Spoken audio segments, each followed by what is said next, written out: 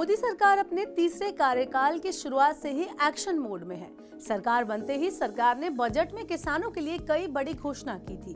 अब एक बार फिर सरकार ने किसानों के लिए एक और बड़ा ऐलान कर दिया है। सरकार ने सितंबर के पहले सप्ताह से डिजिटल एग्रीकल्चर मिशन की शुरुआत की है। इस पर सरकार 2,817 करोड़ रुपए का भारी भरकम खर्च करने की योजना करने जा रही है। डिजिटल मिशन के साथ ही किसानों की आय बढ़ाने और उनकी जिंदगी आसान बनाने के लिए सरकार ने 6 और योजनाओं को मंजूरी दी है। आइए जानते हैं कि ये डिजिटल एग्रीकल्चर मिशन क्या है, इससे किसानों को क्या फायदा होगा और ये क्या है स्कीम किसानों के लिए गेम चेंजर साबित होगी कि नहीं।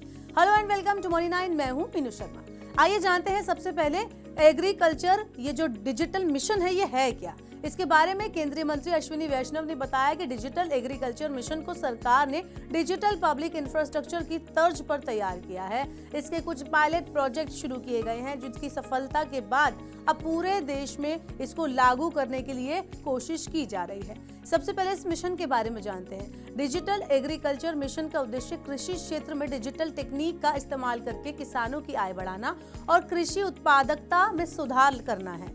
इस मिशन के माध्यम से किसानों को कृषि से जुड़ी विभिन्न सेवाएं जैसे कि मौसम की भविष्यवाणी, बीज की गुणवत्ता, कीटनाशकों का इस्तेमाल और बाजार की जानकारी ऑनलाइन प्राप्त होगी।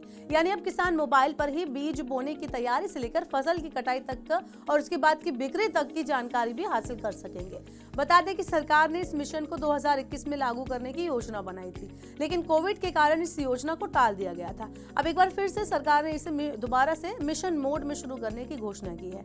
ये तो हुई योजना की बात। अब जरा जानते हैं कि स्कीम को पेश करने के पीछे सरकार का मकसद क्या है। तो बता दें कि सरकार के इस मिशन का मकसद डिजिटल प्लेटफॉर्म के माध्यम से किसानों को कृषि संबंधित जानकारी और सेवाएं प्रदान करके उन्हें सशक्त बनाना है। साथ ही एडवांस कृषि टेक्निक, जल संसाधनों के बेहतर प्रबंध और मिट्टी की उर्वरकता को बढ़ाकर कृषि उत्पादकता में सुधार करना है।